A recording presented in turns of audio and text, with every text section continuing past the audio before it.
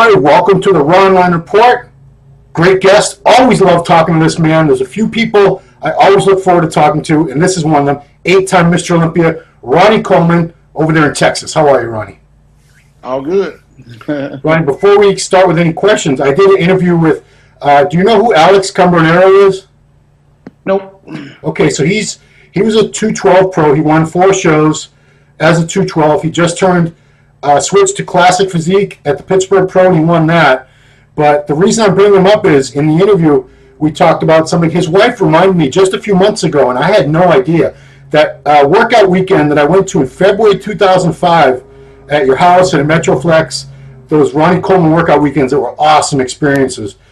Him and his wife were at the same one I was, but I had no idea that was them because he was like 135 pounds at the time. You know, they were just starting to get into fitness and getting serious about it. So I had no idea until she reminded me. You know, because there was you kept it small. It was like 25 of us, I think, on that weekend. He's from Miami? Yeah. I remember him and his wife, they came to like 3 or 4 of them. Oh, wow. And he said your brother Alex came out and stayed with them at one point. I remember that. Your younger brother, Alex. So, yeah, small world, man. Yeah. I didn't know. I couldn't remember his last name. Yeah, Cambronero. Well, he's going by Alejandro Alex. On Instagram, it's Fellow, Fello. Anyway, okay. I just thought that was cool. You know, I wonder how many other people from those workout weekends ended up becoming big deals, you know? Who knows? Yeah. Because they were very, very inspirational. Remember David, what's his last name? David, he went to the WWE. Oh, not Batista. No. Oh, David, I can't think of David's last name for nothing. Yeah, but he went on to WWE. That's pretty damn great. Yeah. He's engaged to Jennifer Hudson one time. Oh my goodness! I should probably know who this is then. Huh? Bobby? No, I'm thinking of somebody else. But he became a pro wrestler after your weekend. Huh. Yeah. Okay. So, Ronnie, I have to start with the topic of the week. This week, the big controversy is, I'm sure you're well aware, at the Pittsburgh Pro, for like, I don't know how many years, probably 20 years, Jim Manion has invited the current Mr. Olympia as well as all the top Olympia guys are invited to come guest pose at Jim Manion's show it's usually the first weekend in May. And you appeared at that event many times yourself, didn't you? About 10 times. Yeah. So, yeah. Now, when you did it, did you diet at all for it, or you just showed up looking the way you looked? I'm just curious. I was always out of shape. Okay, well, at least you admit it. But so I'm sure. Have you heard about everyone talking about Shawn Rhoden? How he looked at this last weekend? Yeah, somebody just said something to me about it yesterday, actually. Yeah. Yesterday we're talking about it. Okay. Like he was small or something? Yeah, he had looked like he was down in size, and he was he was fat. He was fat.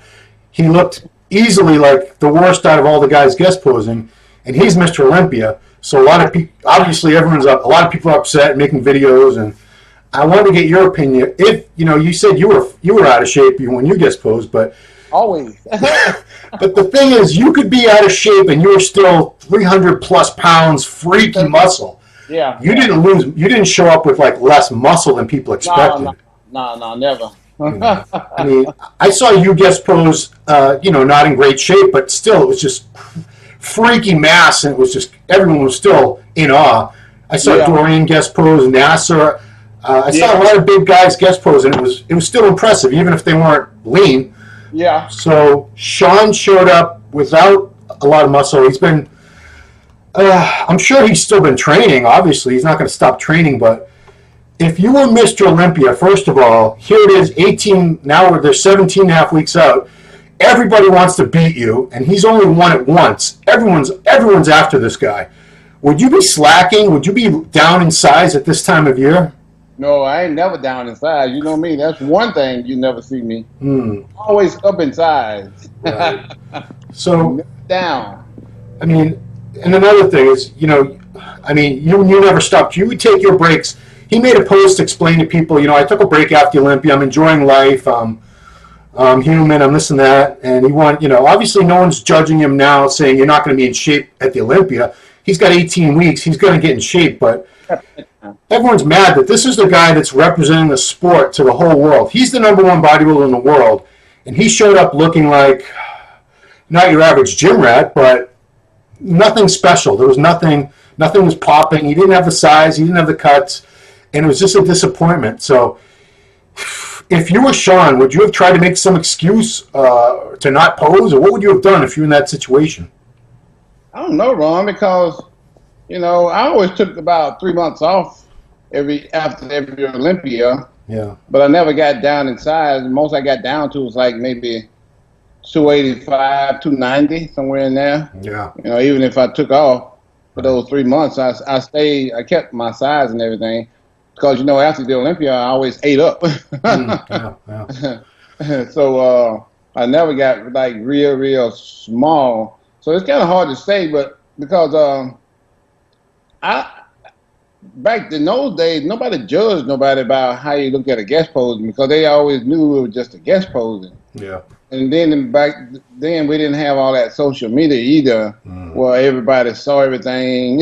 Because if you showed up at a guest posing and somebody took a picture of you, that picture wouldn't show up till 3-4 months later in the magazine or something. Yeah. Or you wouldn't see it on the internet or nothing like that because back then we didn't have all that internet fastness and stuff. So I think this is a different day and time. So it's kind of hard to judge how I would be carrying myself at this different day and time. But if I'm gonna be representing the sport, and I know people are gonna be judging me, of course I'm gonna be looking a certain way, and I'm gonna be ready, for whatever I'm doing at the time. I'm not gonna be. It seems like Shawn has made somebody. It seems like a lot of people making a big deal out of this. When it's kind of hard to make a big deal out of it, when the Olympia is so far away. Yeah. And him representing the sport, I mean, the sport is going to always be there, Well, I mean, put it this way. He wants to keep that title. I'm sure he wants to win the Olympia again. And a lot of these guys that are trying to beat him this year, they have beaten him before. He's not unbeatable, It's no disrespect to him. There's only a few guys I've ever known in this 25 plus years that were very, very close to unbeatable. You were one of them. If you showed up in shape, it was just a given. No one was beating you. That's it. Yeah. For a very long time. Same thing. When Dorian was had his reign, when Lee Haney had his reign, they were so good. You were all dominant in your era. That he's not dominant. So my point is, he shouldn't be slacking. I know I shouldn't be saying what Shawn Rhoden shouldn't do, but he needs to be better than he was last year. And he looks like he's been taking it easy. He's down in size. He put on a lot of fat. Really? Yeah. I mean, I'm not saying he can't hold his title. Who knows what's going to happen? But I'd want to be working my butt off, making sure these guys weren't going to catch me, because they all want that title, and a lot of them really believe they can beat him. Exactly. So, I totally agree with you on that, because I know once I got it, I'm like, I want to do everything in my power to keep this. I'm going to stay, I'm not going to slack at all. I'm going to stay well ahead of these guys as far as I can. I'm going to do whatever it takes to keep this title. Yeah. I was always, after I took my little break, I was always back in there, like 110%, giving it all I got. So doing everything I take. You took off. You would take off like what?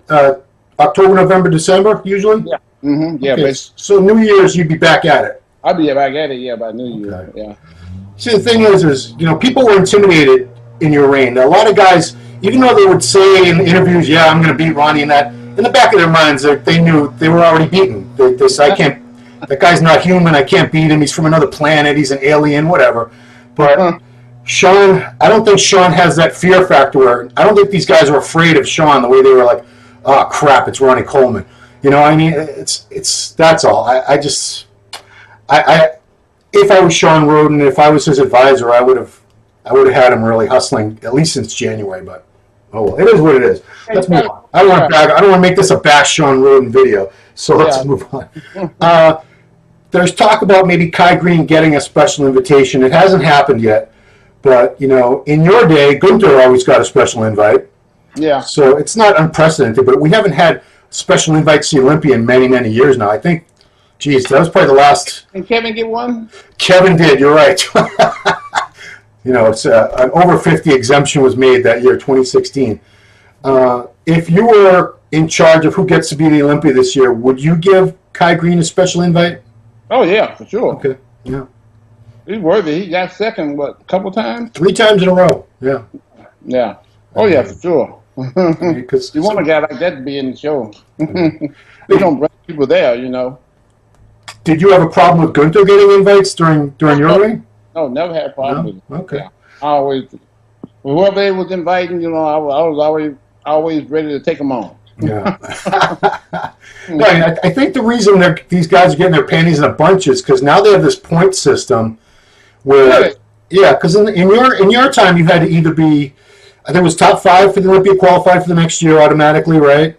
And then anybody that won a show, right? Top 10, I think. Was it top 10? Wow. And then I think, was it like top 3 at the Arnold? Top 5 at the Arnold. Okay. Top 5 at the Night of Champions. And then if you won any other show, you were qualified? You were the top 3 in any other show. Oh, wow. 3. Okay, Top so that's... It was real easy back then. That's why you used to have like 30 guys on stage at the Olympia, too. Exactly, yeah. So they've made it tougher now. These guys have to do tons and tons of shows to get enough points to go to the Olympia, unless they were top 5 at the previous Olympia. So I think that's why they're upset, is why do we have to do this and Kai doesn't? But, you're not upset about it. I'm not upset about it. No, not at all. Because, you want to sell tickets, put Kai Greene in the Olympia. Yeah, I want to see Kai on stage going for it. I mean, he makes the Olympia. I don't want to say the Olympia's been boring since he left. It's still the greatest show. But, man, the years when it was those 3 years in a row, I'm sure you remember at least one of those years, him and Phil just battling, especially when he whacked him with his ponytail and all that. Those are good times, man. Those are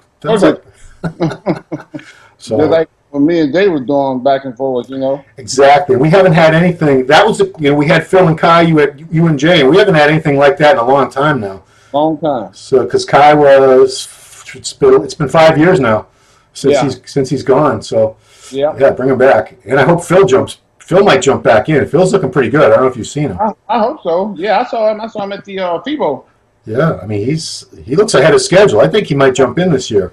Yeah, I'm hoping he does. I've been trying to talk him into it. Yeah, keep talking to him. Keep asking him. He might listen to you. No, I have a feeling he's going to do it. So the other news is this wellness division was just added to the NPC and IPB. It's going to start next year. You've been all over the world for the past few years, so you've seen this wellness division. You were aware of it for a very long time, I'm sure. Is it something that you thought should be brought into NPC IFBB? Is it different enough? Does it have a fan base and everything? You know what? To be honest with you, I don't really know what that's all about, because when I'm all over the world and I'm at these shows, I don't never look at the show. I'm always out, signing autographs and taking pictures and stuff. Right. So I don't really know what the wellness division is all about, to be honest with you. As far as I can tell, it's big butts, thick thighs, and the upper body isn't as developed. That's what I can gather. And, pretty faces. And so it's like... Is it something for women or men? Oh, it's women. It's women. It's a little more muscle than bikini. They're not as muscular as figure, but they do have more they have this a good amount of development in the lower body. They're just not as muscular in the upper body. I don't personally know if we needed a whole other division. I'm a crybaby. I don't want to sit through all these divisions at shows. That's you and me both. Well, you're not. You're out signing autographs and taking pictures, so you got a point there. You won't be. This will not affect you. Yeah. Okay, just want to get to a couple of questions from your fans here. First one is, a lot of bodybuilders train body parts just once a week. You built your physique training everything twice a week. Do you think everyone would get better gains over time hitting all their muscle groups twice a week, or do you think most people couldn't handle it in terms of recovery? Yeah. A lot of people couldn't handle that in terms of recovery. So that's a hard thing to do. So I would say, for the most part, people just need to do what their body can take. Don't be trying to do what somebody else is doing, because, like I said, everybody's body is different. You just have to find what works for you and go with it. Do you think you built up that endurance and the recovery that you had because of all the years playing football, where you're doing 2-a-day practices 5 or 6 days a week, plus the game day on the weekend? No, I think it had a lot to do with my body type. My body's just always been like that. I've always been able to recover like that my whole entire life. Even when I was playing football and stuff, I can remember in high school. I would play the whole game. I never came out. Wow. And that's what almost 3 hours on the field. Well, and on top of that, when you were at Grambling State, you were doing those 2-a-day practices, and then you were studying like all night. So how much sleep were you? How much sleep were you even getting in college? Well, not enough. There was some nights where I didn't sleep at all, because I had to study so much. Yeah. I was in accounting. I was an accounting major. Right. So it took a lot of time, to do all that. Get away, Billy. You guys can't see it's off screen, but there's a cute dog there. Well, to remind everybody, it paid off. You graduated magna cum laude from Grambling State University. I graduated cum laude. Is that better? No, magna is better. My daughter graduated magna cum laude. Well, you're all ahead of me. I still need a math class to finish my degree. What? It's been like 20, what year are you? 27 years, 28 years? Jeez. Maybe I'll take that math class one day. Next question. It's a true story. With all the heavy training you did, how did you manage to avoid horrible shoulder and knee pain? Did you take extra time to warm up and stretch, or do you think you were just lucky? To be honest with you, Ron, I did have a lot of shoulder and knee pain. Oh. I just dealt with it. You never complained? Never complained about it, yeah. Huh.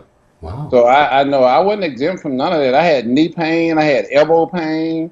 In some of the videos, if you see my arm, my elbows wrapped up with knee pads and stuff. Right. With knee wraps. I always wrap my elbows up. I would put knee pads on. Yeah. Because I was in so much pain doing, bench press and stuff like that.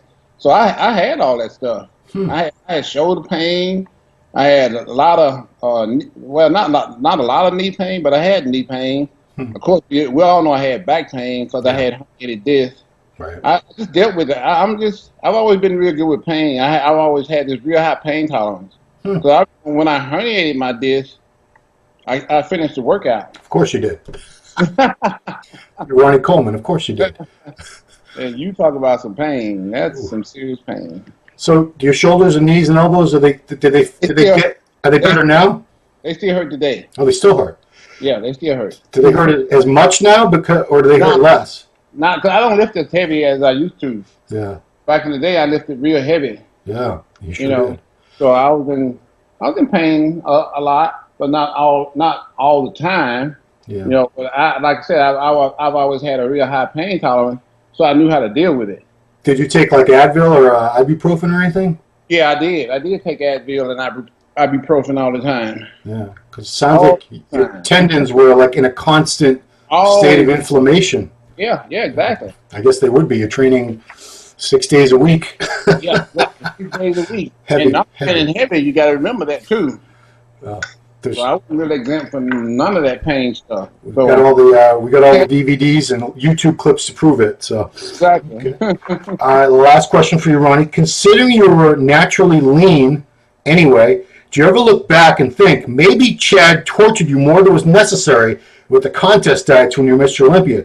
Could you probably have eaten more carbs and done less cardio and still gotten in that condition? No, there's no way. Okay. I did what I did. I had to do it to get in that kind of shape and condition. Yeah. There's no other way I could have done that. Yeah. I remember when I didn't used to do that, and I didn't have that conditioning. I didn't have that conditioning until I got with Chad and started doing all that cardio and cutting back on my carbs. Yeah. Because I mean, Because I used to see you at over 300 pounds, like in the guest posing. I saw you guest pose in the off season a few times. Yeah. And it didn't seem like you ever had a lot of fat on you. You just carried a lot. You retained a lot of water. Yeah, exactly. Yeah. I didn't. My body fat was always around 3-4%. So that's what I'm saying. If your body fat was never that high, Exactly. why did you have to go 0 carbs and like 2 hours on a step mill every day? Because I only died for like 8-9 weeks. Oh, well, there you go. Okay. So you were not prepped. This was not a 16-week torture fest. Oh no, it was not a 16-week torture thing. Okay, well, I don't feel as bad. Plus, you had KC Masterpiece on your chicken, so. Exactly. And was ketchup with the fries? Is that what you Yep, used to? Yeah, exactly. okay, so it wasn't that bad. It wasn't that bad. Well, those weren't the 0 carb days, though, that we were looking at. Oh, because I had my mom cooking all my food. Oh, that's right. That's right. They cook. Wow, so that was all home cooked meals at that time. Good deal. Exactly. Home cooked meal, basically. Cool. Well, Ron, do you have any news, anything going on with the company that you want to talk about? No.